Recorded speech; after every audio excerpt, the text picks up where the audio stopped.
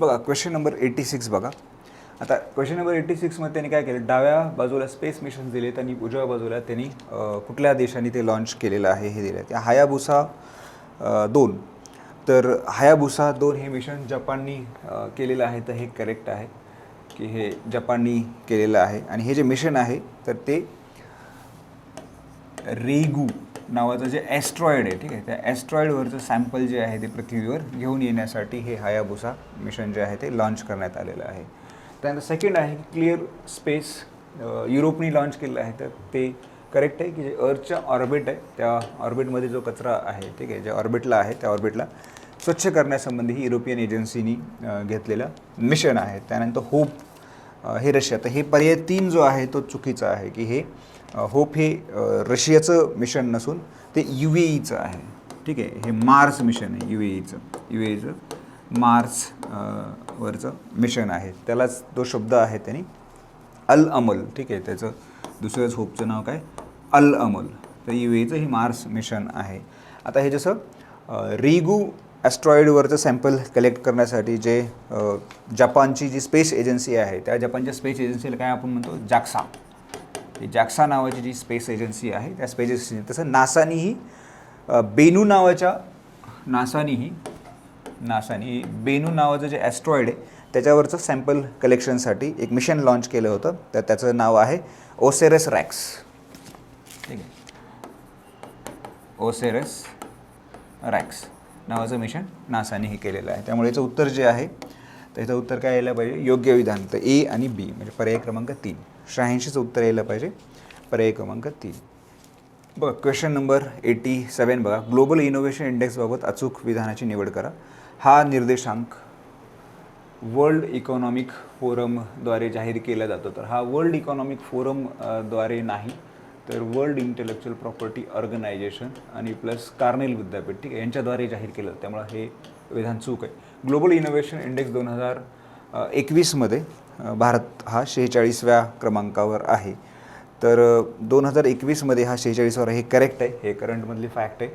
जर आपण मागच्या वर्षी 2020मध्ये आपण बघितलं तर तो 48व्या स्थानावर होता. आणि जर समजा 2015 इनोव्हेशनमध्ये आपण बघितलं 2015मध्ये तो कितीवर होता, तर तो 81व्या स्थानावर होता. 2015मध्ये तो 81. तर 81पासून 48 ते 46. तर भारताने इनोव्हेशन इंडेक्समध्ये जंप घेतलेली आहे. याचा अर्थ भारतामध्ये मागच्या 5 वर्षांमध्ये जे आहे तो इनोव्हेशन जे आहे ते वाढलेलं आहे, स्टार्टअप जे आहे ते वाढलेलं आहे. तर हे जे विधान आहे करेक्ट आहे. त्यामुळे याचं उत्तर काय यायला पाहिजे, केवळ B म्हणजे 87चं उत्तर आहे पर्याय क्रमांक 2. बघा क्वेश्चन नंबर 88 बघा. मुत्तूर या गावातील नागरिक आपली बोलीभाषा म्हणून संस्कृतचा वापर करतात. या कारणाने चर्चेत असणारे हे गाव कोणत्या राज्यात आहे. तर हे गाव कुठल्या राज्यात आहे, तर ते गाव आहे कर्नाटक. आता बघा की प्राचीन काळी संकेथिसी नावाची एक प्राचीन ब्राह्मण कम्युनिटी आहे. संकेथिस हे ॲक्च्युली केरळमधून स्थलांतरित झालेत कर्नाटकमध्ये या गावामध्ये. आणि त्यांच्या दैनंदिन बोलीभाषेत जे आहे ते वैदिक संस्कृती किंवा वैदिक धर्माचं ते पालन करतात. वैदिक रिच्युअल्स आहेत किंवा संस्कृतचं दैनंदिन भाषेमध्ये यूज केलं जातं. त्याची दैनंदिन बोलीभाषाच ती संस्कृत आहे. आता संस्कृतला आपण म्हणतो ॲक्च्युली की देववाणी किंवा देवाची भाषा असाही उल्लेख आहे. इंडो युरोपियन भाषेतली सगळ्यात प्राचीन भाषा, जवळ 3500 वर्षापूर्वीचा त्याला इतिहास आहे. सगळ्यात जसं रिच नॉलेजच्या बाबतीमध्ये पण रिच असलेली भाषा आहे. पण दुर्दैवाने आपल्याकडे संस्कृत जी भाषा आहे ती हिंदू धर्माशी जोडली जाते. तुम्ही जर संस्कृत भाषेतलं सगळं साहित्य जर बघितलं तर त्यातलं फक्त 5% जे साहित्य आहे ते धार्मिक साहित्य आहे. पण 95% जे साहित्य आहे ते मेडिसिन असेल, गणित असेल, ठीक आहे, ॲस्ट्रॉनॉमी असेल, तत्त्वज्ञान असेल, ठीक आहे, या सगळ्या गोष्टींशी ती निगडीत आहे. आणि फक्त संस्कृतमध्ये हिंदू धर्माचंच महत्त्वाचं साहित्य लिहिलं गेलं आहे असं नाही, तर बौद्ध आणि जैन धर्मातलीही महत्त्वाची धर्मग्रंथ जी आहेत ती संस्कृतमध्ये लिहिलेली आहेत. आज संस्कृत ही जसं आपण म्हणतो की संस्कृतचा उदय भारतात झाला, जसं बौद्ध धर्माचा उदय भारतात झाला आणि भारत सोडून तो प्रसार झाला, पण भारतातच तो तितकासा प्रसार नाही झाला किंवा तो आपल्याला दिसत नाही का. तसं संस्कृत ही आज मरणावस्थेत आलेली आहे. असं का म्हणतोय मी, तर 2011ची जी जनगणना आहे त्याच्यामध्ये त्या जनगणनेमध्ये फक्त 24,871 लोकांनीच त्यांची बोलीभाषा म्हणून जे आहे ते संस्कृतचा उल्लेख केलेला आहे. 1.25 कोटीच्या देशांमध्ये हार्डली 24,000 लोक जे आहेत ते बोलीभाषा म्हणून संस्कृतचा वापर करत आहेत. तर 88चं उत्तर आहे पर्याय क्रमांक 1. 89 बघा, आंतरराष्ट्रीय गुन्हेगार न्यायालयासंबंधी पुढील विधानांचं योग्य विधान निवडा. पहिलं आहे की ऑस्ट्रियातील व्हिएन्ना शहरामध्ये मुख्यालय आहे. तर ऑस्ट्रियातील व्हिएन्ना शहरामध्ये त्याचं मुख्यालय नाही, तर ते हेगला आहे. ते कुठं आहे मुख्यालय? हेग. आणि हेग कुठं आहे? नेदरलँडमध्ये आहे. त्यामुळे हे विधान चुकीचं आहे. आंतरराष्ट्रीय समुदायासाठी सर्वात गंभीर गुन्हे केल्याचा आरोप असलेल्या व्यक्तीची चौकशी खटला चालवणारे एक कायमस्वरूपी आंतरराष्ट्रीय न्यायालय आहे. करेक्ट आहे. भारत याचा सभासद नाही, तर हे पण करेक्ट आहे की भारत याचा सभासद नाही. फक्त ए चुकीचं आहे. तर याचं उत्तर काय यायला पाहिजे? पर्याय क्रमांक 2. 89चं उत्तर आहे पर्याय क्रमांक 2. 90 बघा, सुंदरलाल बहुगुणाबाबत योग्य विधानाची निवड करा. अस्पृश्य वर्गातील विद्यार्थ्यांसाठी वसतिगृहाचे निर्माण आणि अस्पृश्यांच्या मंदिर प्रवेशासाठी प्रयत्न केले. तर हे करेक्ट आहे की सुंदरलाल बहुगुणांनी हे प्रयत्न केलेले आहेत. सुंदरलाल बहुगुणांचं आपल्याला नाव घेतलं की आपण चिपको आंदोलन हे करतो. आणि दुसरं जास्तीत जास्त आपल्याला टिहरी आंदोलनाबद्दल त्यांच्या थोडंसं डीप माहिती असेल तर टिहरीबद्दल माहिती असतं, पण आपल्याला हे माहीत नसतं की त्यांनी अस्पृश्य वर्गातील विद्यार्थ्यांसाठी वसतिगृहाच्या निर्माण कार्यही केलेलं आहे. आणि जसं आपल्या इकडे मंदिर प्रवेशाचा लढा झाला तसं तिकडेही मंदिर प्रवेशाचे लढे झालेले आणि त्या मंदिर प्रवेशाच्या लढ्यासाठी त्यांनी प्रयत्न केले. त्यामुळे हे पण विधान करेक्ट आहे. सी करेक्ट आहे. आणि टिहरी धरण निर्माण कार्याला विरोध करण्यासाठी राजघाट इथं त्यांनी उपोषण केलेलं होतं. तर हे पण करेक्ट आहे की त्यांनी टिहरी डॅमला विरोध करण्यासाठी जे आहे ते त्यांनी उपोषण केलेलं होतं. आता चिपको आंदोलन जे आहे त्याचे प्रमुख सूत्रधार जे आहे ते प्रमुख सूत्रधार कोण होते? ते गौरादेवी. ठीक आहे. प्रमुख सूत्रधार कोण होतं चिपको आंदोलनाचं? गौरादेवी. हे सगळी जी विधानं आहेत ती करेक्ट आहे. त्याचं उत्तर येतं पर्याय क्रमांक 4. क्वेश्चन नंबर 91 बघा, महाराष्ट्र शासनाने अलीकडेच पुढीलपैकी कोणत्या ठिकाणाला जैवविविधता वारसा स्थळ म्हणून घोषित केलेलं आहे? तर ते ठिकाण आहे आंबोली. ठीक आहे. कशाला डिक्लेअर केलं आहे? महाराष्ट्राने रिसेंटली बायोडायव्हर्सिटी हेरिटेज साईट ती आंबोलीला डिक्लेअर केलेलं आहे. 92 बघा, पुढील विधानांचा विचार करा व योग्य विधानाची निवड करा. सारथी पोर्टलची निर्मिती नॅशनल इन्फॉर्मॅटिक्स सेंटरद्वारा करण्यात आली असून ते ड्रायव्हिंग लायसन्स संबंधी आहे. तर सारथी हे ड्रायव्हिंग लायसन्स संबंधी माहिती तुमचं देतं. तर हे करेक्ट आहे पहिलं विधान.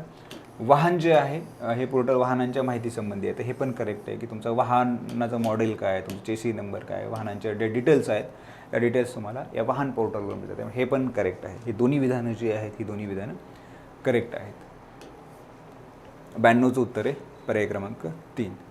93 बघा, प्रधानमंत्री मुद्रा योजना बाबत योग्य विधानाची निवड करा. या योजनेची घोषणा 2015च्या अर्थसंकल्पात करण्यात आली. करेक्ट आहे. 2015च्या अर्थसंकल्पात करण्यात आली. या योजनेअंतर्गत मुद्रा बँकची स्थापना करण्यात आली.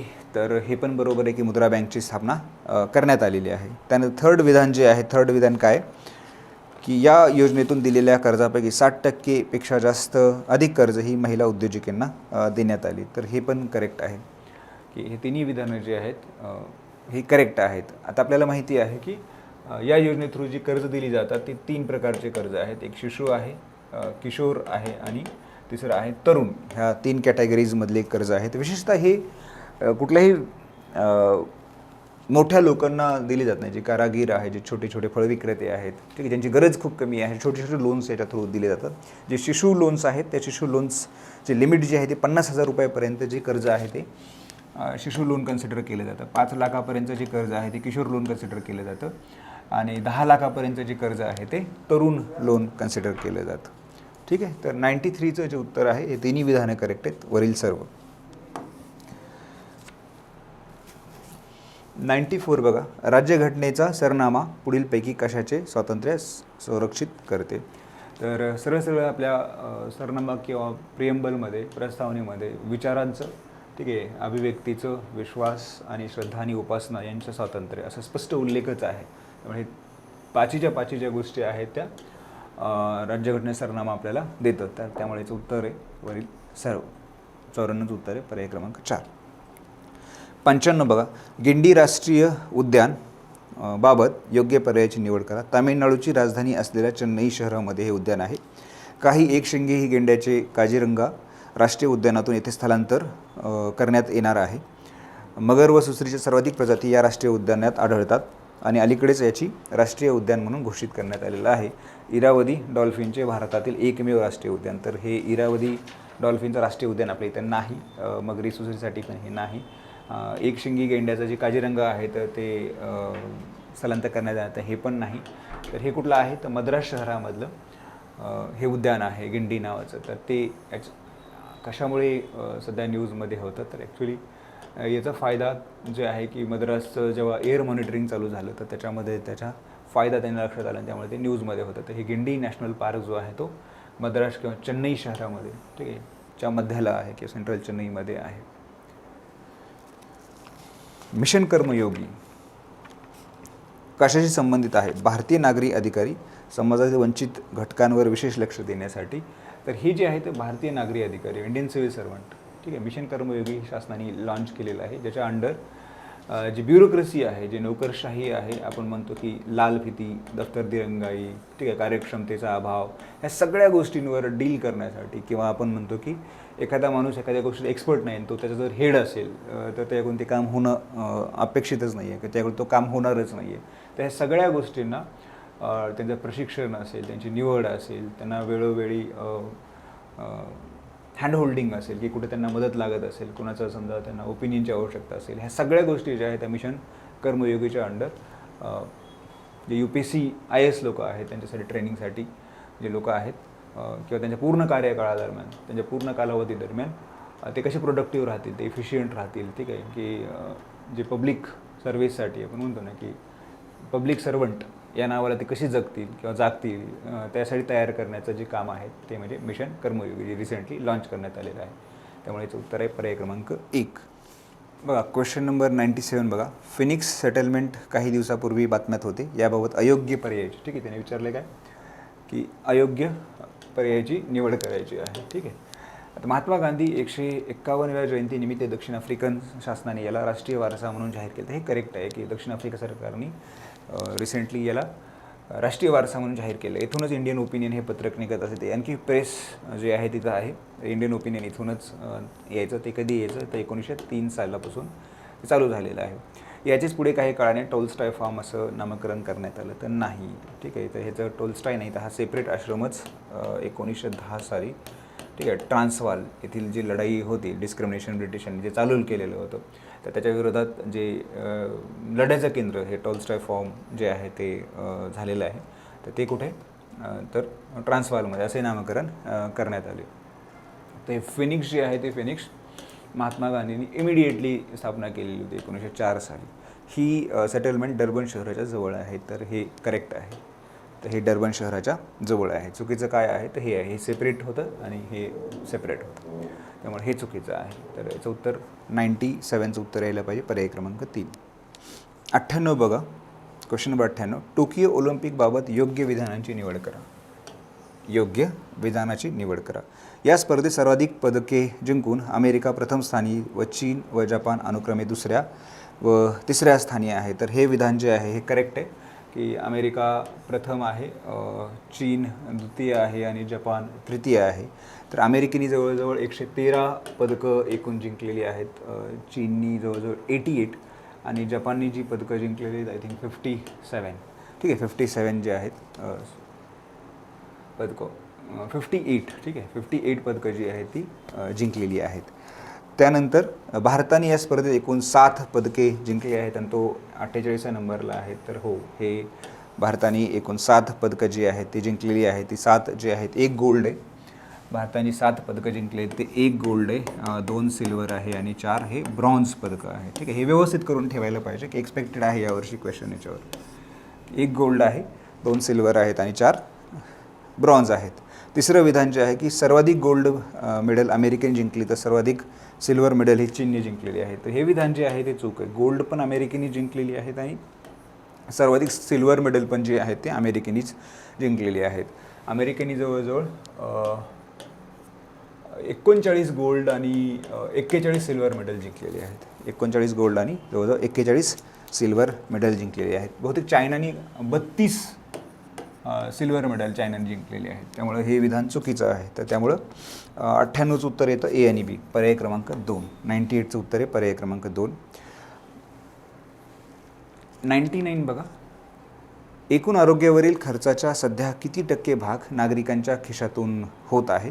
45%, 55%, 60% आणि 65%. त्याचं उत्तर आहे 65%. आता हे बघा, हे जो इकॉनॉमिक सर्वे आहे 2020-21 त्याच्यामध्येच त्यांनी हे कन्सर्नच व्यक्त केलेलं आहे की भारतामध्ये जे आउट ऑफ पॉकेट एक्सपेंडिचर आहे ते खूप जास्त आहे आणि ते किती आहे 65%. आणि त्यांनी असं रिकमेंड पण केलेलं आहे की हा 65%चा जो खर्च आहे तो 35%पर्यंत यायला पाहिजे. म्हणजे याचा अर्थ काय? याचा अर्थ सरकारने आरोग्यसेवेवरचा जो खर्च आहे जो नागरिक करत आहे तो सरकारने करायला पाहिजे. म्हणजेच काय व्हायला पाहिजे की आरोग्यावरील शासनाचा जो खर्च आहे तो खर्च त्यांनी वाढवायला पाहिजे. मग तसं ते ऐकलं का इकॉनॉमिक सर्वेचं शासनाने? तर ऐकलेलं आहे. जर लास्ट इयर तुम्ही बजेट बघितलं तर त्या बजेटमध्ये शासनाने जवळजवळ आरोग्यावरील 137% बजेट हे वाढवलेलं आहे. त्यामुळे याचं उत्तर जे आहे 99चं ते आहे पर्याय क्रमांक 4. बघा क्वेश्चन नंबर 100 बघा. The line of actual control बाबीत पुढील विधाने विचारात घ्या व योग्य विधानाची निवड करा. LACचा प्रथम उल्लेख झाऊ इनलायने 1959 पंडित नेहरूंनी लिहिलेल्या पत्रात सापडतो. तर हे जे आहे हे विधान करेक्ट आहे. सेकंड, LACचे 3 भागात विभाजन होते, ज्यामध्ये पूर्व मॅकमोहन रेषा, मध्य लडाखपासून नेपाळ सीमेपर्यंत, पश्चिम उत्तर पश्चिम काराकोरमपासून डेमचाकपर्यंत. तर हे दुसरं विधान जे आहे तेही करेक्ट आहे की LACला भारताने 1959मध्येच मान्यता दिली, परंतु चीनने ती 1992मध्ये मान्यता दिली. हे जे विधान आहे हे विधान चुकीचं आहे. की का? तर आपण जर भारताचा मॅप बघितला तर ॲक्च्युली लक्षात घ्या की लाईन ऑफ ॲक्च्युअल कंट्रोल आणि बॉर्डर ह्या 2 गोष्टी वेगळ्या आहेत. लाईन ऑफ ॲक्च्युअल कंट्रोल आणि बॉर्डर म्हणजे काय? तर आपण भारताचा जर मॅप बघितला, ठीक आहे, मी एक्झॅक्ट मला ड्रॉ करता येईल याची शक्यता कमी आहे. समजा हे आपण जर भारताचा काश्मीर रिजन जर आपण बघितला तर ॲक्च्युअली कंट्रोल जो आहे चायनाचं नियंत्रित या गोष्टी होते. अक्साई चीनचा रिजन जो आहे तो चायनाकडेच आहे, पण ॲक्च्युअल दोघं जर बघितलं तर LAC इथे कुठेतरी आहे, म्हणजे तो चायनाचा त्याच्यावर अधिकार आहे. पण भारत बॉर्डर याला मानत नाही. भारताची बॉर्डर जर आपण बघितलं तर अक्साई चीन हा भारतातच आहे. तर ही ॲक्च्युली LAC आहे. तर मॅकमोहन रेषा जी आहे तर ती आपल्याला माहिती आहे की भारताने आता सध्या गाव पण चायनाने तिथं वसवलेलं आहे आणि त्याच्याबद्दल सध्या डिबेट पण चालू आहे. तर अक्साई चीनचा जो अरुणाचल प्रदेशमध्ये जे रिजन आहे तर ती मॅकमोहन रेषा डिवाईड करते. मॅकमोहन रेषा जी आहे ती चायनाला मान्यच नाही आहे. मॅकमोहन रेषा तो 1913-14च्या आसपास ब्रिटिश आणि तिबेटियन गव्हर्नमेंट तर यांच्या दोघांमध्ये तो करार झाला. शिमला करार म्हणून तो प्रसिद्ध आहे आणि त्या शिमला कराराने ती मॅकमोहन रेषा ठरली त्यावेळेसची. पण चायनाचा असा क्लेम आहे की तिबेटियन गव्हर्नमेंटला तो असा करार करण्याचा कुठलाही तिथं अधिकारच नव्हता मॅकमोहन रेषेसंबंधी. त्यामुळे तिथेही ते वाद घालतायत मॅकमोहन रेषेच्या होते. आता हे मध्य लडाखपासून ते नेपाळ सीमेपर्यंतचा जो भाग आहे, समजा इथून हा असा नेपाळ सीमेपर्यंतचा जो भाग आहे हा कमी तणावाचा भाग आहे. तिथं फक्त बाराहोती प्रदेश नावाचा एक प्रदेश आहे, तेवढाच तिथं थोडंसं आपल्याला थोडासा विवाद होताना दिसतो आहे. पण सगळ्यात जास्त विवाद जो आहे तो पश्चिम रिजनमध्ये म्हणजे काय, काराकोरमपासून डेमचाक, जसं आपण गलवान खाडी वगैरे हे खोरं हे इथं दिसतं आपल्या, गलवान खोरं वगैरे आपल्या कुठं दिसतं, तर या रिजनमध्ये सगळ्यात जास्त वाद आहे. तर इथं जे 2-3 लाईन्स आहेत, ब्रिटिशांनी इथं पण बॉर्डर डिफाईन करायचा प्रयत्न केलेला आहे. तिथं 2 लाईन्स संबंधी आहे. एक जॉन्सन लाईन आहे जे भारत मान्य करतं पण चीनला मान्य नाही. 1800 इथं जे एक लाईन आहे ही बॉर्डर, इथं जॉन्सन लाईन म्हणून होती जे 1865 साली आलेली होती. जॉन्सन लाईन भारताला मान्य आहे पण ती चीनला मान्य नव्हती. त्यानंतर मार्काटेल मॅकडोनल्ड नावाची जी लाईन आहे तीही 1895 साली मार्काटेल मॅकडोनल्ड. तर ही जी लाईन आहे ही पण लाईन जी आहे ती ड्रॉ करायचा प्रयत्न केला गेला आणि ती मार्काटेल मॅकडोनल्ड जी लाईन आहे जी आत्ताची ॲक्च्युली जी लाईन ऑफ कंट्रोल आहे ती नाही आहे, पण त्याच्या आसपास ती लाईन येत असावी आणि त्याला पण चायनाने त्यावेळेस परमिशन दिलेली नव्हती. तर त्यामुळे हा विवादित जे बाउंड्रीचं आहे ते बाउंड्रीचं आहे. आता हा जो आपण मॅप बघतो ना, म्हणजे जेव्हा भारत स्वतंत्र झाला आणि चायनामध्ये जे रोड बांधायला चालू झाले होते तर त्याची दखल घेऊन नेहरूंनी आधी पहिल्यांदा मॅप डिफाईन करायला लावलेले होते. तर 1954ला आय थिंक हा मॅप जो आपण आज बघतोय काश्मीरचा रिजन जो आहे तो भारताने मॅपमध्ये डिफाईन केलेला आहे जेव्हा आपण आज बघतो. तर ॲक्च्युली भारताला ही LAC बॉर्डर मान्यच नाही आहे. तर अक्साई चीन आपण आपल्या बॉर्डरमध्ये इन्क्लूड करतो. ज्याच्यावर कंट्रोल जे आहे ते कंट्रोल कोणाचं आहे, चीनचं आहे. तर 100चं उत्तर काय यायला पाहिजे, पर्याय क्रमांक 1. हे पहिले 2च विधान जे आहेत ते करेक्ट आहेत. ठीक आहे, थांबूयात आपण इथे.